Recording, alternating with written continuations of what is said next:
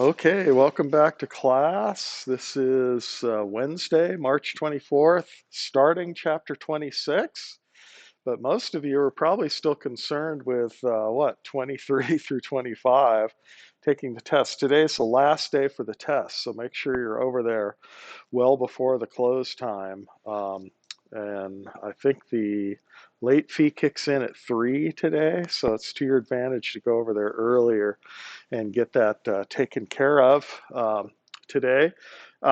Quiz 8 is on Learning Suite already. It was originally scheduled, I think, for Thursday to be due. We've pushed that back to Monday, so you'll have some time and recitation on Thursday to get help with that. So look at that ahead of time. But that's for 26 there. All right, let's come over here, Nick, first. And before we do the chapter outline, I like to show a common example here of an example of an amino acid. This is actually a dipeptide, and this is aspartic acid phenylalanine methyl ester. And the dipeptide is linked between two amino acids with the amide bond here. Now, you probably know this as NutraSweet or aspartame. This is an artificial sweetener. Peptides have a lot of applications. It's kind of strange how this peptide mimics the sweetness effect of sucrose, glucose, a carbohydrate, a sugar. This was discovered about 40 years ago. It's become a very common artificial sweetener. You only need a few milligrams in a can of pop instead of the 20 grams of sucrose, which adds a high caloric content. This, you can lower the caloric content of a diet beverage down to 0. So it's got a lot of applications in food chemistry. And it's made from these two amino acids. Now, these are the fully protected amino acids, and we'll get into that here in chapter 26. This is aspartic acid. At the alpha position, we have the amino protected as a bot group. We'll learn about a couple specific protecting groups. We've already seen some protecting groups later on. And this is the methyl ester of phenylglycine, or phenylalanine, sorry, benzyl glycine. But yeah, it's phenylalanine. It's got the free amine here and the free carboxylic acid. So with DCC, we can couple and form the amide. And then these steps here are just to take off the protecting groups. Okay, so we'll have to learn a little bit about that. Now, why is this important? Well, peptides are an important component in living systems. Amino acids come together to form amide bonds, and then they can extend up to more than 100 even amino acids together to make proteins. And it's that sequence, the ordering of the amino acids in that long chain that's important, that's characteristic of the different proteins in the body, right?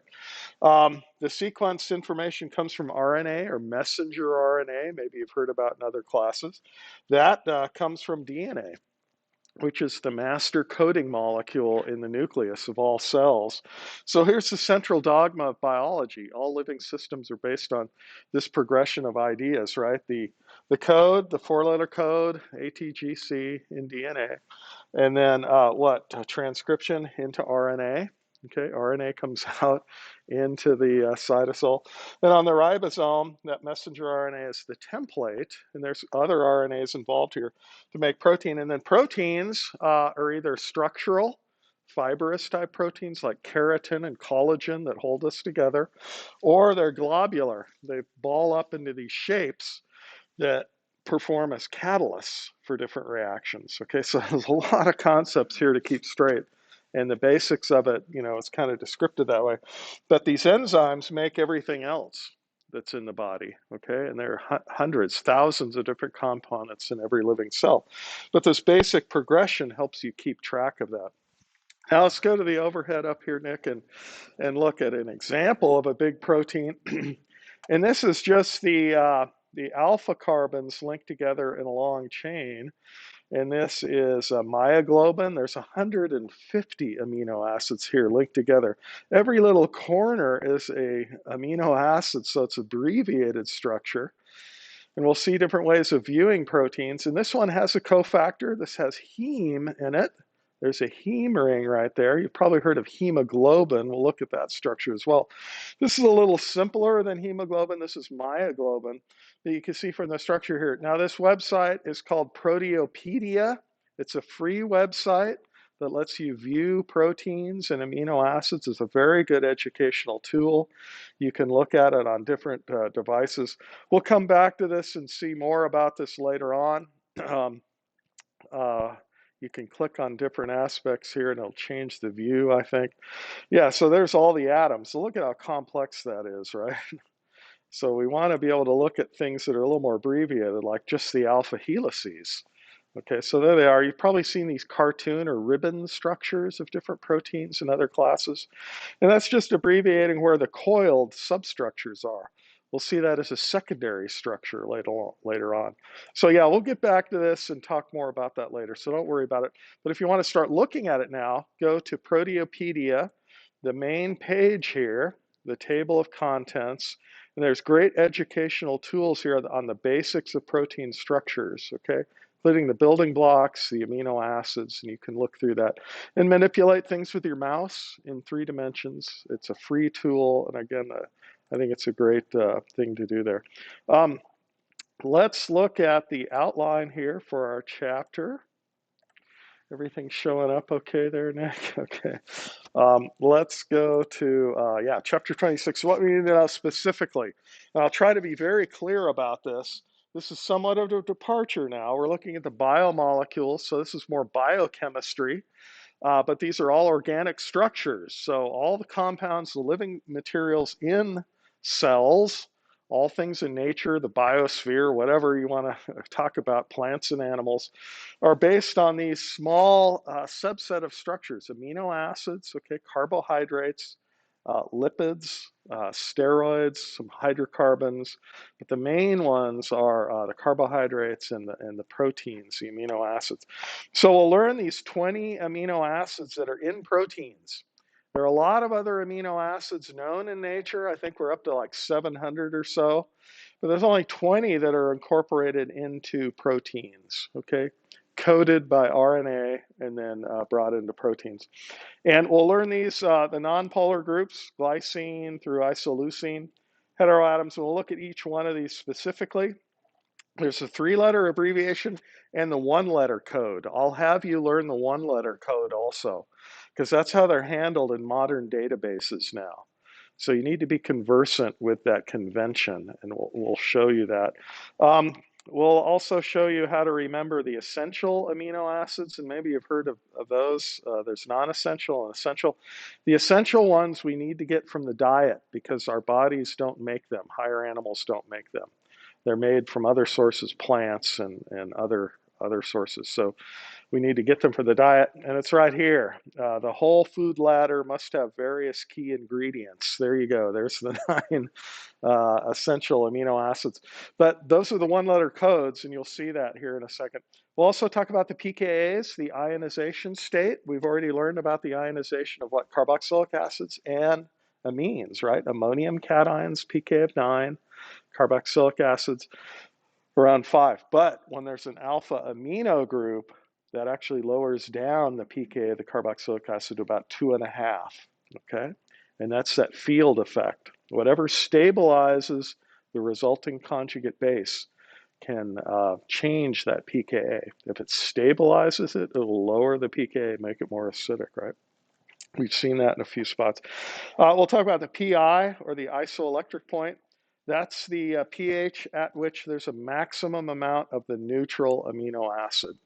And that has to do with the electrophoretic or electrophoresis separation of amino acids, how they migrate in an electric field when they're placed in an agar gel. There's an electric current that's applied across that gel, and they migrate depending on their ionization state, right? They're sensitive then to that electric field if they're ionized, okay? And it depends on the pH because they have different groups. So here's the basics of the amino acids, right? So we've got a carboxylic acid. I'm showing the carboxylate here ionized. And at the alpha position, we have an amine.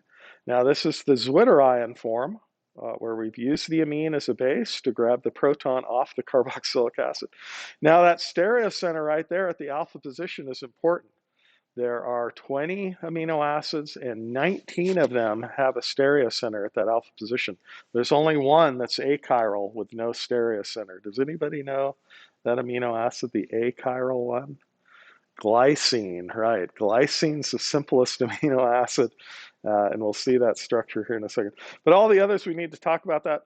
So this is actually the Fisher um, depiction of the carbons all in the vertical plane here, and then the horizontal is where the amine at the alpha position is over to the left. And that means it's an S stereocenter for all of them, and it's to the left, so it's in the L series. This big L means the L amino acids with that first stereocenter where the amine is to the left, okay? And that's all that big L means. Little l means lever rotatory, which is what the optical rotation is. Those are different concepts. The big L, and we'll see the big D for carbohydrates, that has a stereocenter to the right, okay? But the L means the stereocenters to the left. There's different ways to depict this. What the Fisher projection means is in the horizontal plane, these two groups are coming out at you, and the carbons are pushed back. And if you rotate this and tip it on its side, that's what you see there. And you see it's actually an S stereocenter there. You rotate from nitrogen to the carboxylate to the carbon over here. And you'll see that's an S counterclockwise rotation. So we can review that also.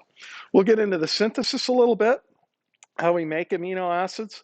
Alkylation will show the malonate ester approach, the Strecker synthesis, which is shown here, which is the iminium ion with presence of cyanide to make the cyanoamine, hydrolyze the cyanide with acid and water to get to carboxylic acid. Now that's a racemic synthesis. That stereocenter is random there. It's 50-50. We'll see an asymmetric way to do it as well. And then the rest is highly descriptive, I think, except maybe for the peptide synthesis that we'll get into. Peptides, like you see here for NutraSweet, are multiple amino acids brought together, the dipeptide. But these can go up to something like this, which is a pentapeptide, which we have alanine, serine, phenylalanine, aspartic acid again, and then glycine. See the no stereocenter there on glycine. That's the G right there, okay? So linking that up, if we have a pentapeptide, that's how many amides? 1, 2, 3, 4, okay? That's always one less. But that's how they're linked together with peptides, with the polypeptide bond, as Pauling called it. It's an amide as we know it. We've done the derivatives of carboxylic acids, and amides are the most stable derivative. And that's what you'd want in a natural material, especially if this is going to be a fibrous protein that's going to form structures like collagen and keratin and other things in the body. You need it to be robust. And we know amides will hold together there very well. So that's probably why nature has selected that. But we'll learn about the orientation here. We always draw the peptides with the N terminus on the left and the C terminus on the right. We'll keep things consistent that way. Descriptively, we'll learn about a few of them. We'll learn about how to sequence them, how to break them apart and know what the order of the amino acids is. Everything comes down to this order. That's called the primary sequence, the order of the amino acids. And you see it here in a oligopeptide, the smaller little peptide. The first idea here of proteins is what is this order from the N to the C terminus? Because that dictates everything, okay? We'll learn how to do it chemically here, a synthesis in the lab like we show you the synthesis of NutraSweet. In biology, we'll learn about translation, how you go from the RNA to the protein after we do carbohydrates. Okay, we have to do carbohydrates. So we'll defer on the nature's approach to making these, but we'll show the synthetic approach here. And then a protein structure, we'll go through primary.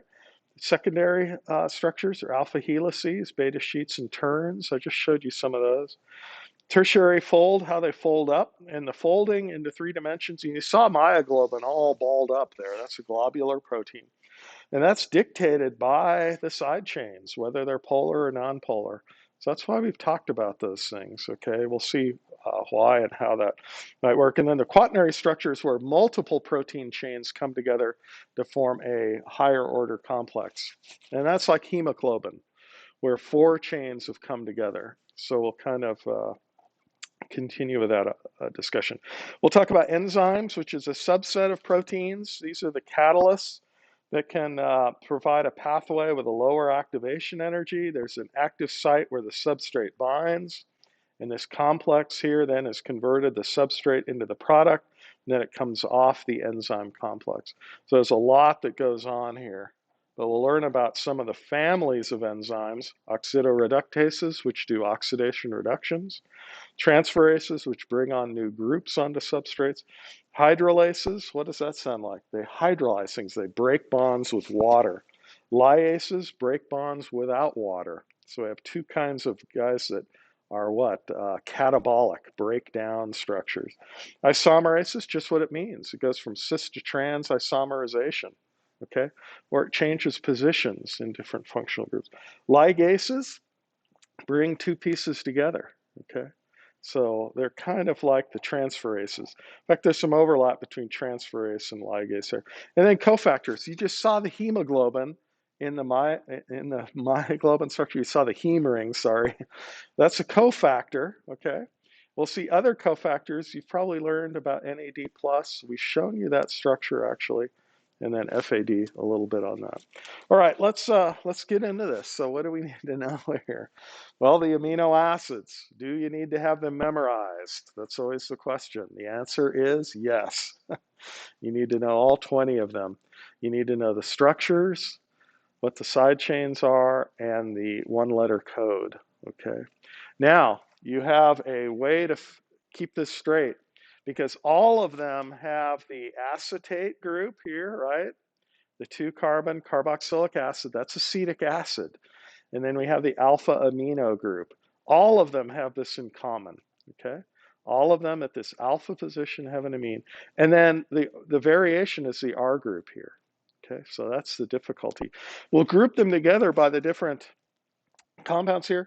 The stereocenter, keep that straight, that's S. That's in the natural series. These are the L amino acids, okay? It's kind of an interesting philosophical question. Why did Mother Nature choose the L series here on Earth? Could have had the D series, okay? In fact, in nature, there are some unusual examples where there are the D amino acids. In bacteria, for example, there's D-ala precursor that goes into its cell wall. But by far, the most common amino acids here in the L series, where that's S. Now, I need to point out, not all of them are S, but all of them in nature going into the proteins are L. And that's because there's one here, and you'll see where the priority switches because the side chain has a higher priority atom, and it'll actually become an R amino acid. But it's still L, because the amino group's still to the left. Okay, so keep those conventions straight. Sorry about that. But notice the commonality here, and that will help us out. Questions to this point?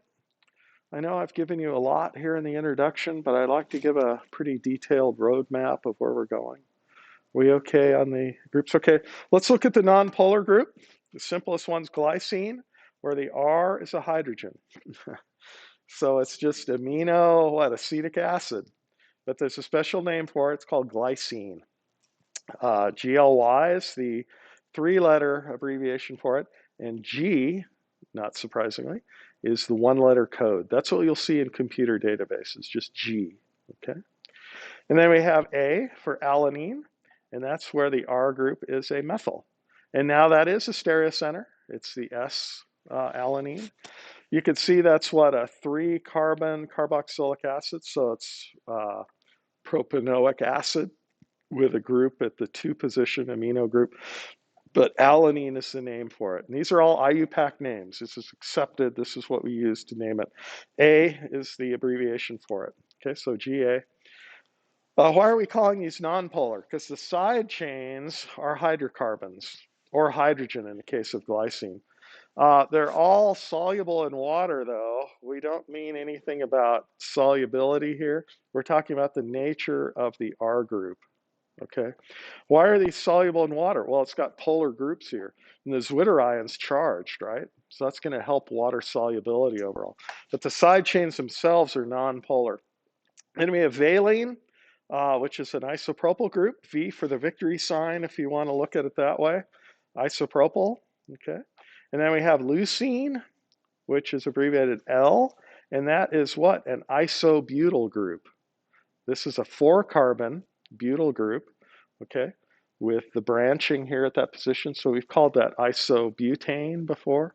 Isobutyl, it's a primary position connected to the alpha stereocenter there, but it's leucine, okay. Leucine, and then we have isoleucine, I, and not surprisingly, it's just moving the methyl over here. But ironically, this is a secondary butyl group. You could call this sec-leucine, but they don't. They call it isoleucine, which is secondary. The isobutyl group is on leucine, so you see why it's kind of ironic there.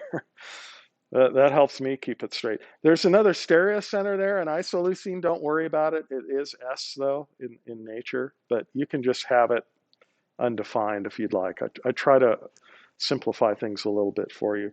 But those are two butyl groups, okay? The isobutyl and the sec-butyl in isoleucine, I, capital I. They're all capital, the one-letter codes. And then we have proline. Now, that's a strange looking one. Proline is the only secondary amine where the alpha amino group has 2 carbons on it, right? So it is secondary. And it has a ring here. It has a pyrrolidine ring, okay? These amino acids, proline, P is the abbreviation here, tend to be alpha helix and beta sheet breakers. They tend to reside in turn regions in proteins, okay? So when we fold things up, we'll see where the different amino acids are. And proline is usually in one of those turn spots or a loop where it's not defined too well structure-wise. Then we have methionine, which is a methyl sulfide ethyl group here, M. And that's it for the nonpolar. There's some strange things here. There's some questions I have. We've got a methyl, we've got an isopropyl. Okay, why no ethyl?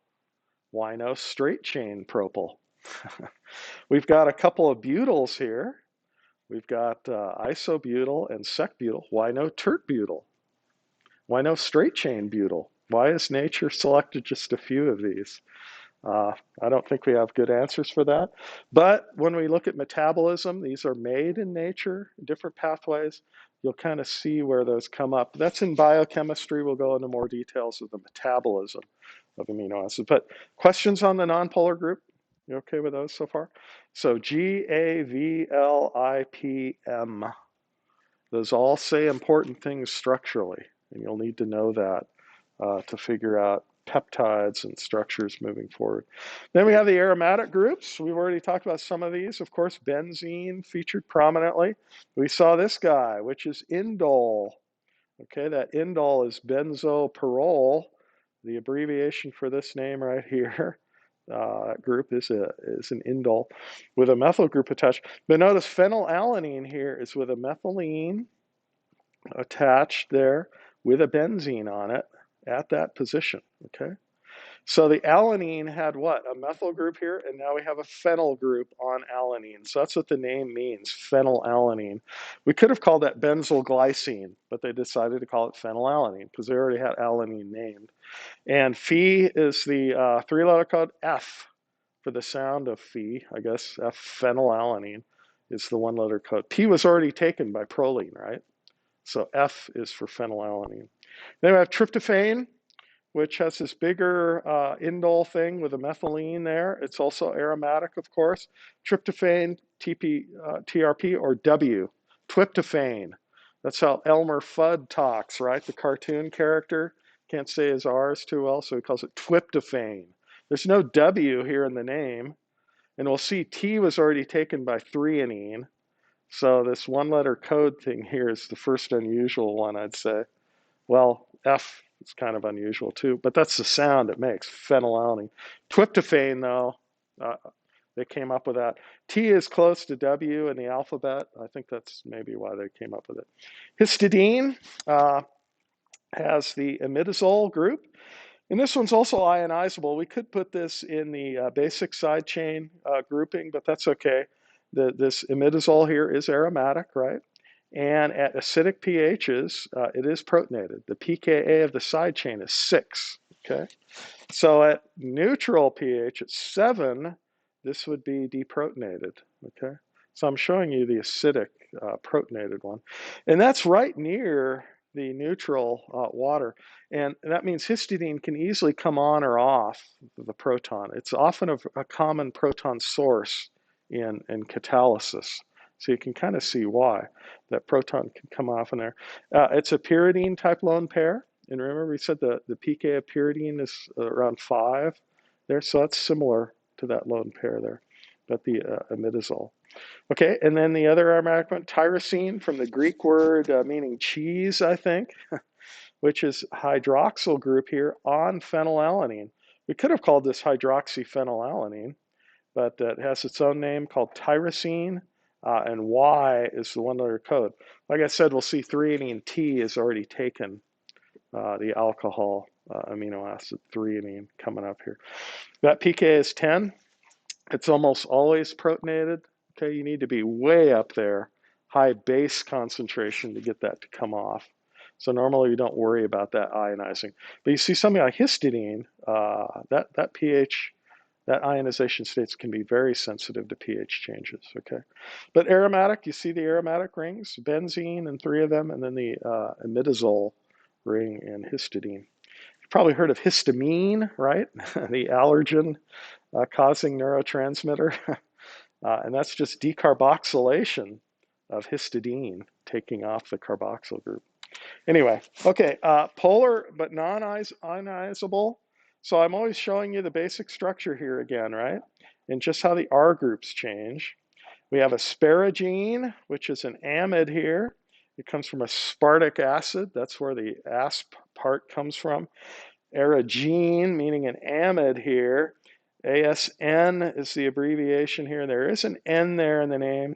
A was already taken by alanine, so N is the one-letter code for asparagine. Where does it come from? There's a vegetable that has high concentrations of asparagine. What vegetable is it? Asparagus. You've probably heard of that. I don't know. Okay. Yeah. And then we have glutamine, which comes from glutamic acid, which has carboxylic acid in the side chain. But this is glutamine, and that's an unfortunate term, glutamine. It sounds like it's an amine. It's not. It's an amide. Sorry about that, the side chain. Anyway, glutamine, GLN, and then Q. Where'd they come up with Q? Well, they pulled that out of thin air to come up with a one-letter code there.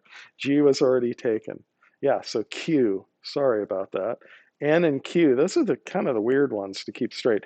And they are amides, so they're not ionizable. This lone pair is tied up in resonance now as an amide. It's a very weak base, so it's never protonated. Then we have the alcohols, serine and threonine. I already mentioned the T here. Serine's very common. It's a primary alcohol. Threonine's a secondary alcohol. Another stereocenter in threonine. It is R. You don't need to worry about that, but make sure you remember it's a secondary alcohol, okay? So it's got an extra methyl group here. We could have called this methyl serine, right?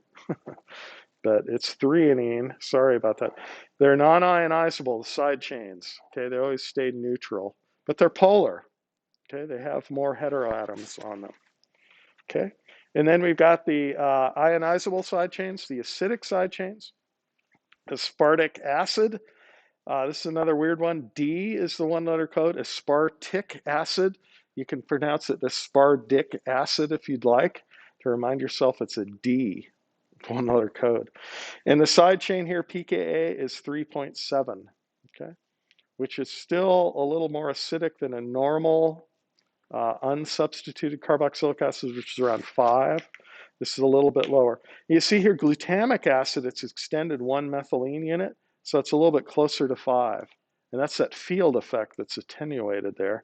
And glutamic acid, that is the neurotransmitter, the excitatory neurotransmitter in the body. So the one-letter code is E for excitatory. G was already taken. Okay, so I have D for aspartic acid and E for glutamic acid.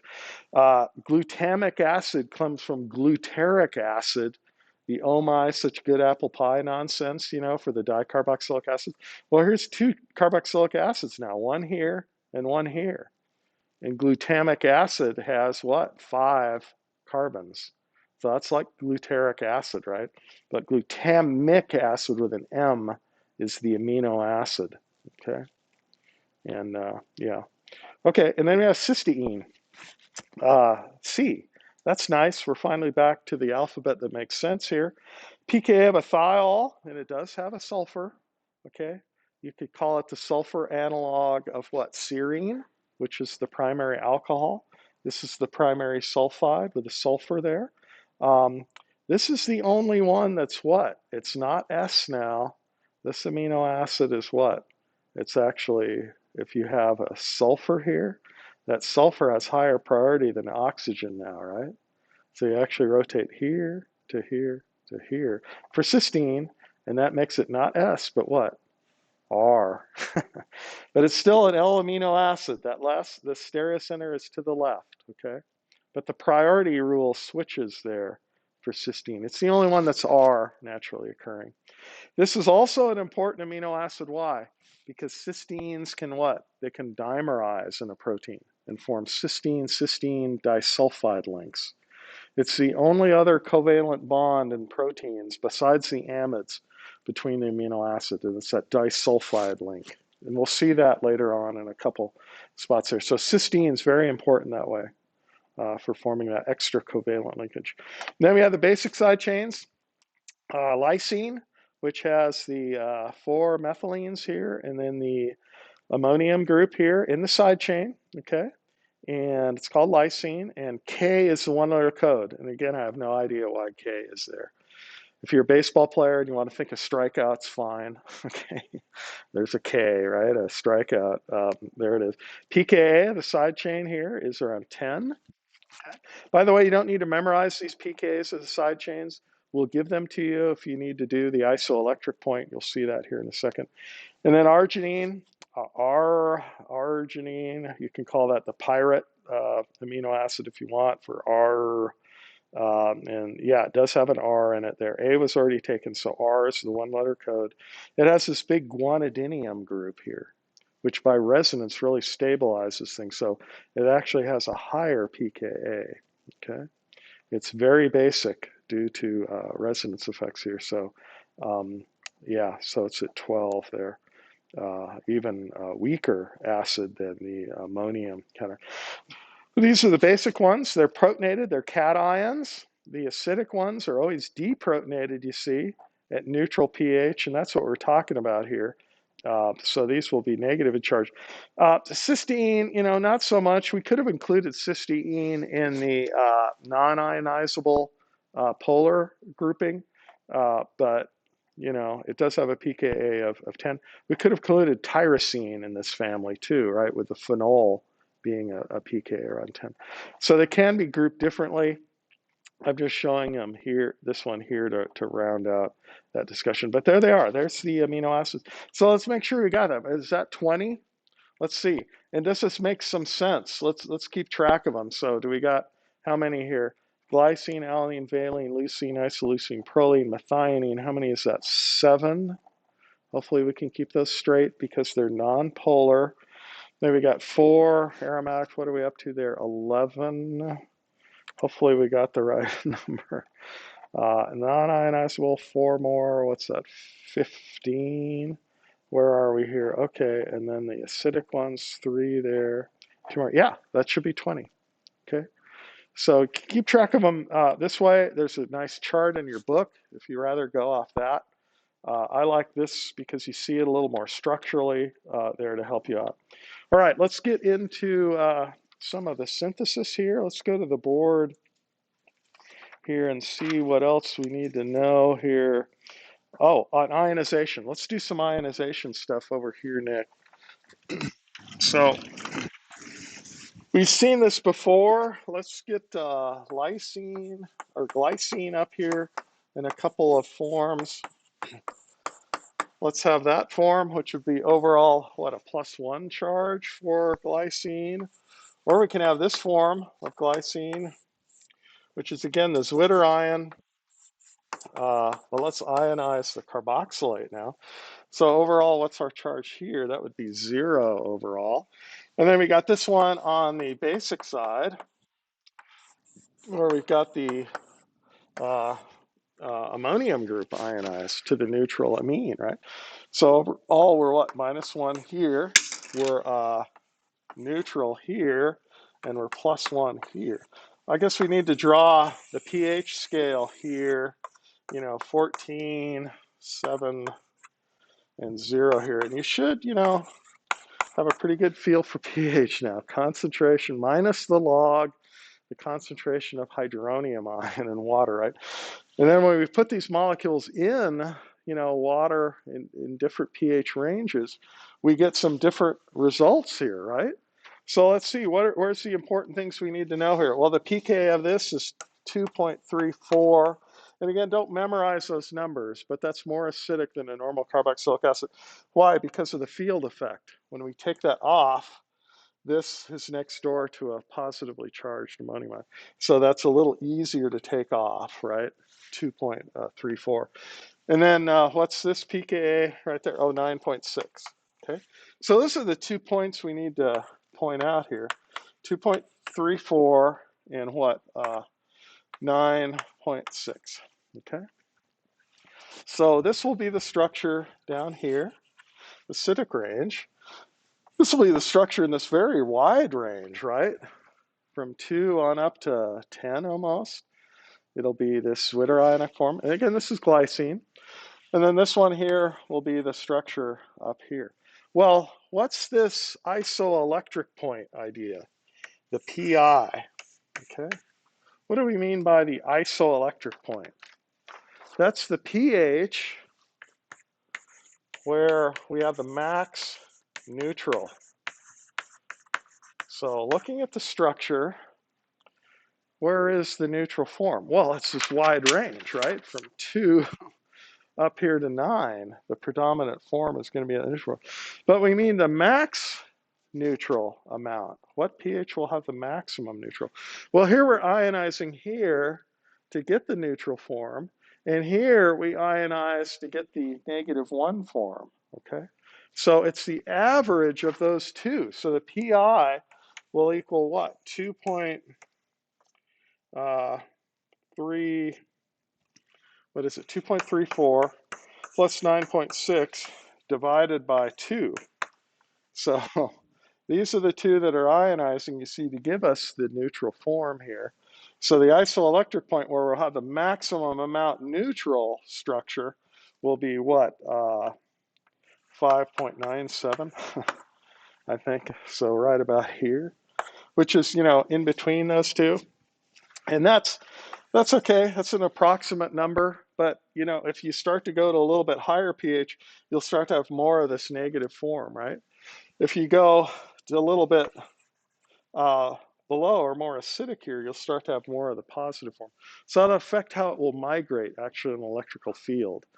Electrophoresis, I'm not going to go into the details of that, but you need to know how to calculate this PI given the pKa's of those groups.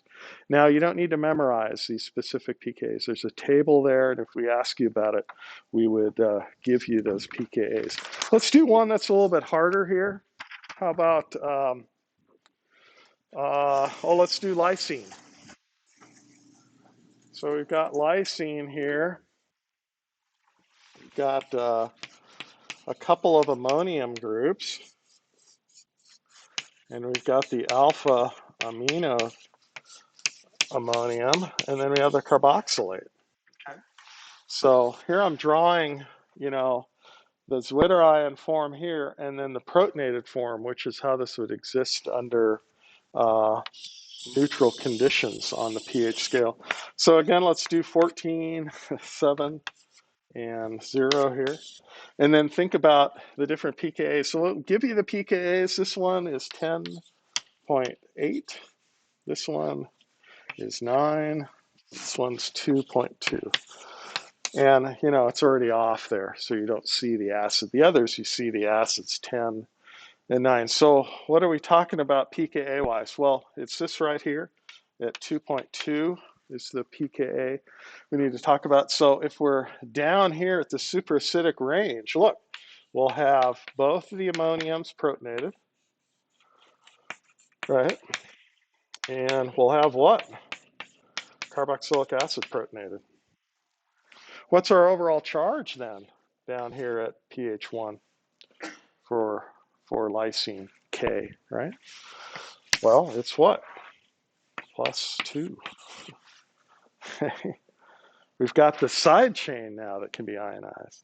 And that's going to make the analysis of the isoelectric point, the PI, a little bit different too, right? What's our next one? Well, way up here at 9, right? And at 9, at 2 here, from 2 to 9, what are we going to have? We're going to have this form right here, because that's the point at which that will come off. So what's our overall charge here? Well, those balance, and then this one here, right, it'll be +1, okay, for that structure, okay? And notice at neutral 7 now, lysine is what? It's protonated, okay, the side chain, and it's going to be +1 overall. That's different than glycine, right? At 7, it was neutral overall. And then what? If we go up here over 9, but not to 10, so we'll have, you know, 10.8, whatever, a little bit different. So what's this range here? Okay. Well, this one will come off, right? We'll still have this one protonated because that's 10. And what? This one will come off at 9. So that's now just NH2, right? And then carboxylate. I'll just abbreviate that.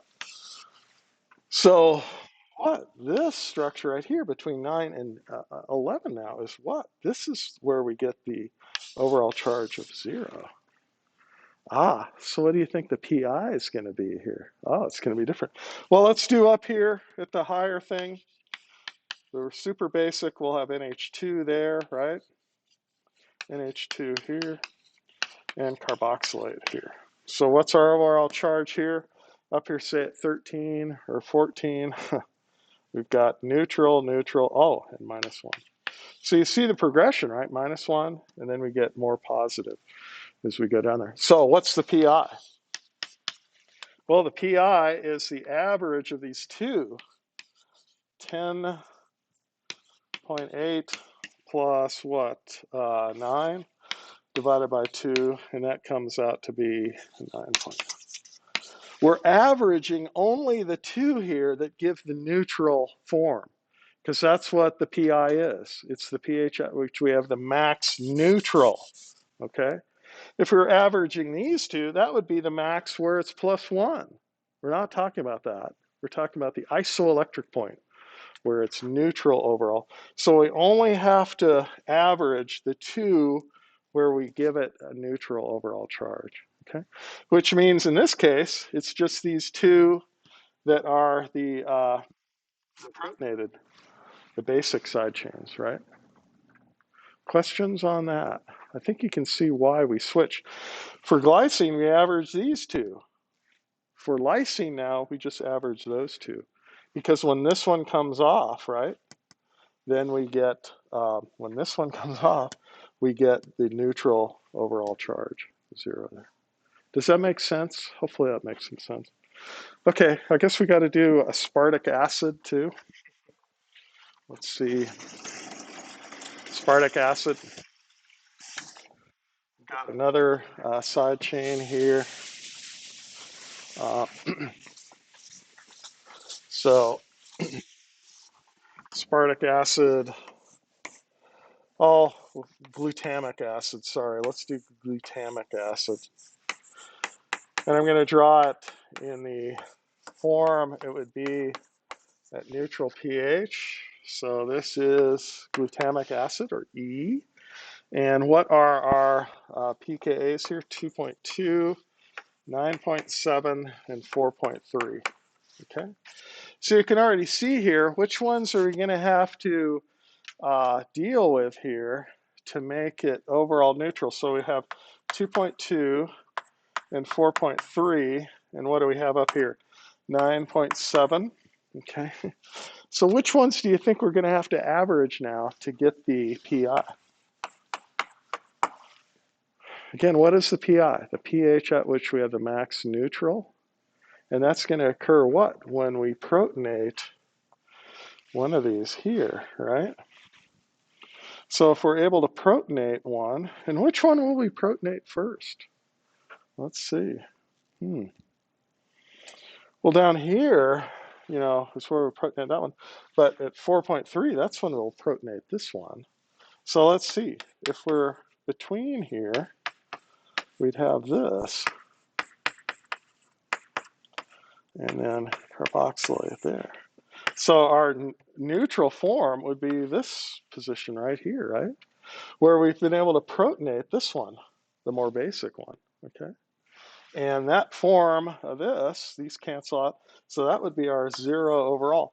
So to get the PI here, what do we average here for this one? We just average the two that are involved in that neutral position, which is 4.3 plus, where is it? 2.2 divided by 2 will give us the PI here of 3.2, which is halfway between that spot, okay? There's our PI there now, okay?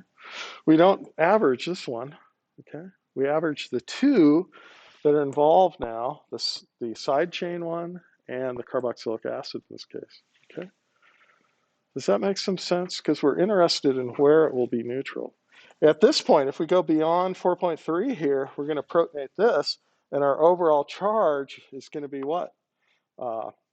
It's going to be protonated, and this one protonated. So our overall charge will be what?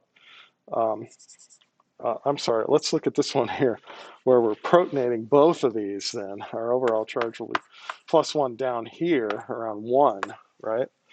And 0, and then anything over, at this point, it would be what? -1, okay? Which is where this one's off there, okay? And that one's off. And so -1 would be here. 9.7, if we take that off, then we can get to -2 here, where we have this one off and both of these off, okay? So you can see here, the idea here, you're more negative here on the basic side. You're neutral in between these two, and then +1 if you've got not only these two protonated, but that one's also protonated. But you see, these are neutral and they're protonated. So this is the only one with a charge that makes that +1. So there's different ways to look at it, but structurally, it's important to keep that straight. All right, we're almost out of time here. Let's see, what are we going ahead with next time?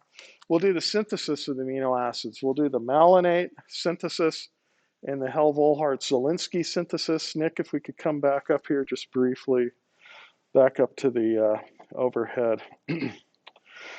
So we'll get into a little bit more of the chemical synthesis. You see the malonate structure here. That's an approach to do it.